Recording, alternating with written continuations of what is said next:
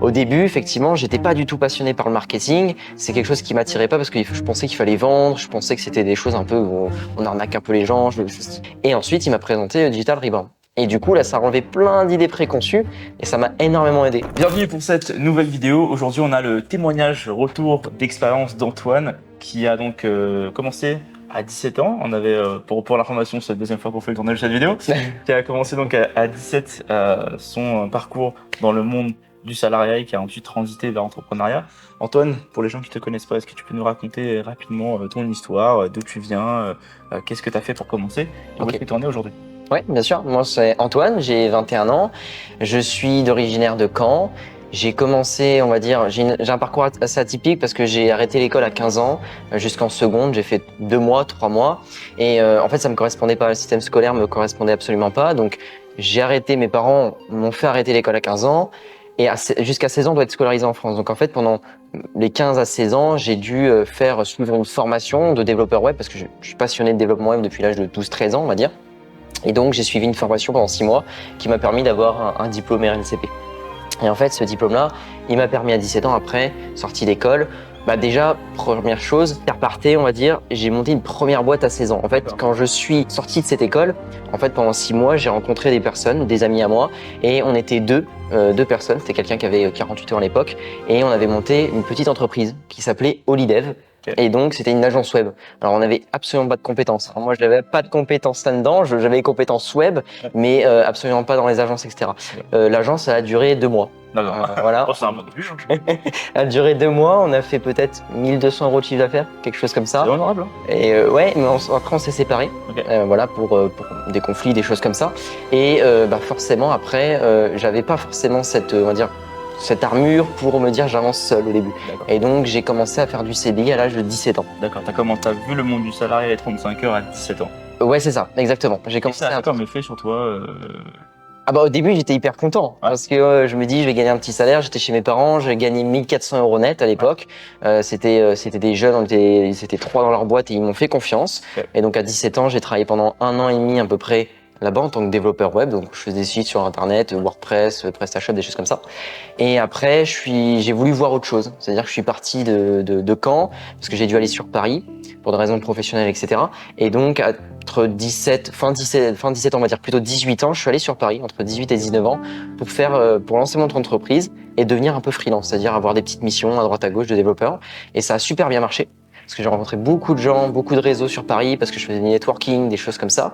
Donc j'ai rencontré plein de gens, c'est comme ça que ça m'a permis de faire un peu de réseau et de faire des sites internet pendant 2-3 ans sur Paris. Ensuite, ce que j'ai fait, c'est que une fois que je faisais des sites internet, j'avais une problématique, c'est que quand je vendais un site internet, derrière, il n'y avait pas toute la partie comment faire fonctionner le site internet. Parce que quand on... Ouais, c'est le trafic. Parce que forcément, on a un site internet à 2, 3 000, 6 000, 10 000 €. C'est super. Il est là. Ouais, c'est ça, il est là. Des fois, il y a des limites, il sert à rien, clairement. Et les agences, c'est ce qu'ils font. Et des fois, ils font des sites à 6 000 € et ça sert à rien. Ouais.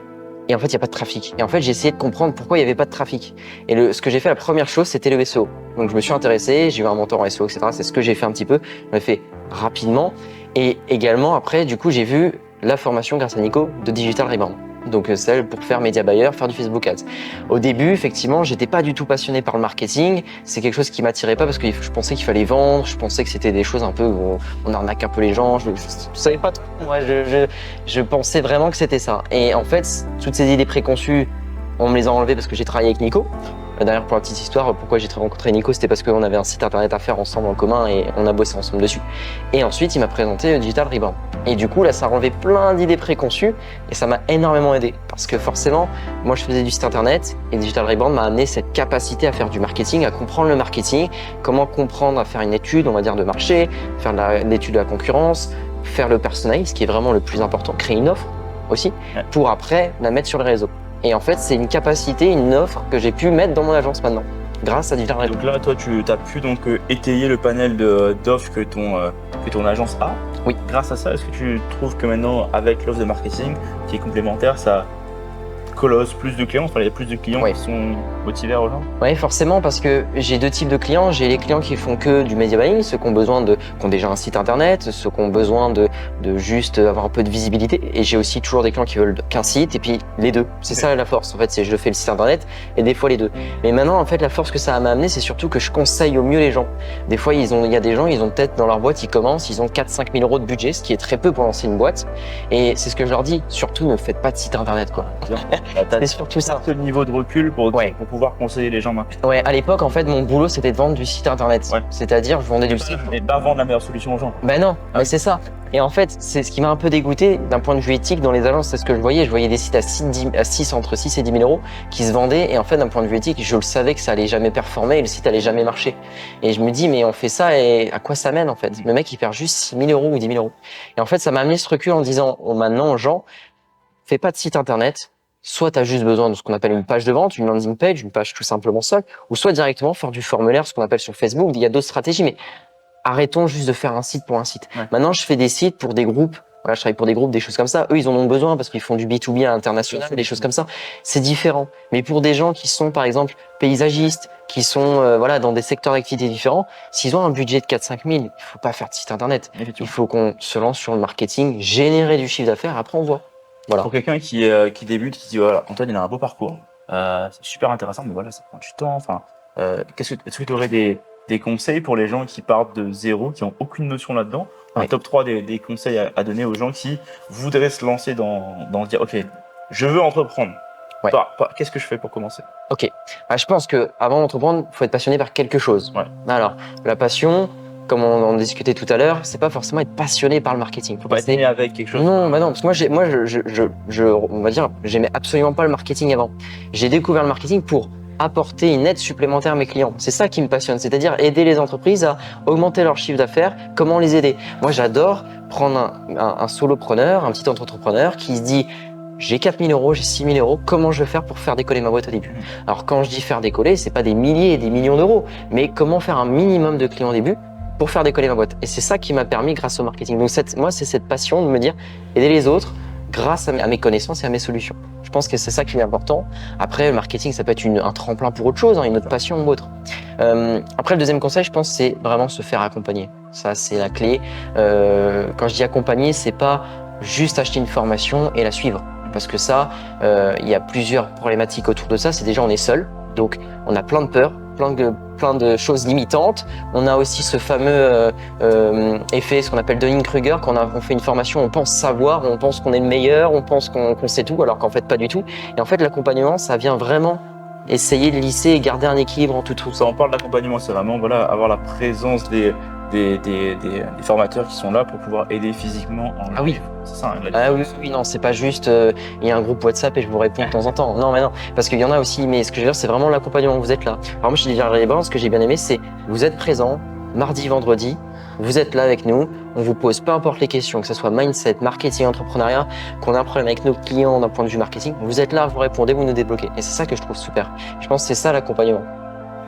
Et troisième point pour les gens qui voudraient, donc c'est passion, accompagnement. Ouais. Troisième point, quelqu'un qui veut se lancer, ça a été, tu m'avais dit tout à l'heure, de passer à l'action. Ouais, tout de suite, parce que faut se lancer rapide, vite. Alors pas faire les choses à peu près bien, mais se lancer rapidement, c'est important. Faire des tests, aller chercher par exemple, moi ce que j'aime bien dans votre formation, c'est vous faites la formation et vous dites déjà, allez prospecter un petit peu, allez chercher des clients.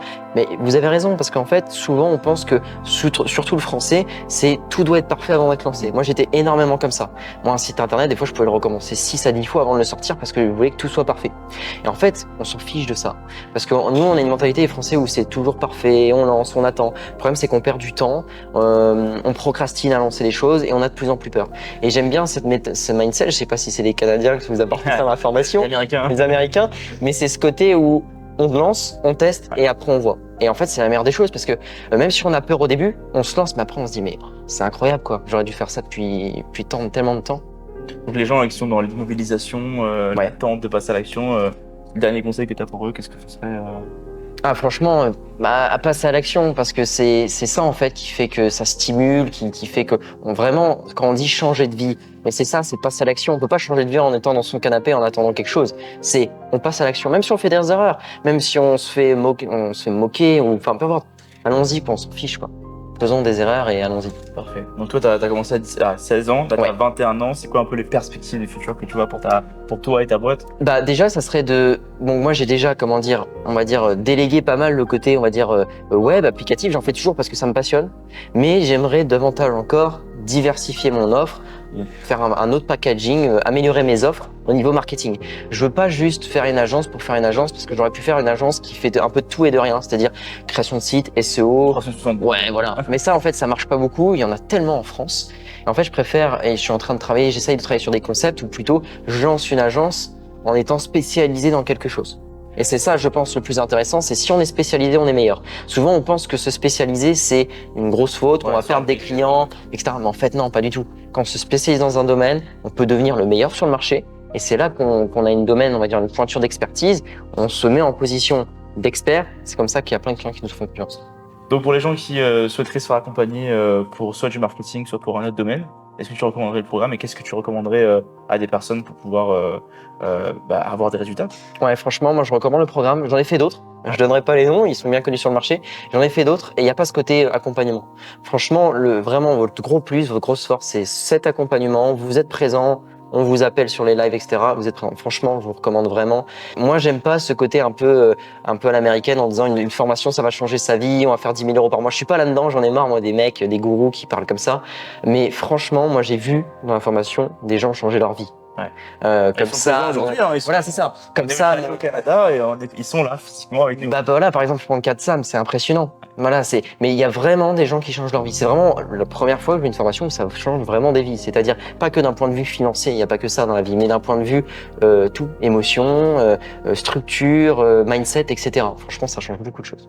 Et merci beaucoup Antoine pour le témoignage et le retour d'expérience. Il y a beaucoup de gens qui, c'est ça que j'aime beaucoup, c'est qu'on a beaucoup de profils différents, beaucoup de personnes qui partent de plus ou moins loin, de différents backgrounds à chaque fois, et tous convergent quand même vers le point de, ok, l'entrepreneuriat c'est la solution pour reprendre en fait le contrôle de sa vie. Hein. C'est vraiment décider à un moment donné de dire, ok, je vais faire le choix de miser sur moi pour bâtir mon futur et pas laisser quelqu'un d'autre le faire pour moi, quoi. Finalement, c'est ça qu'on fait.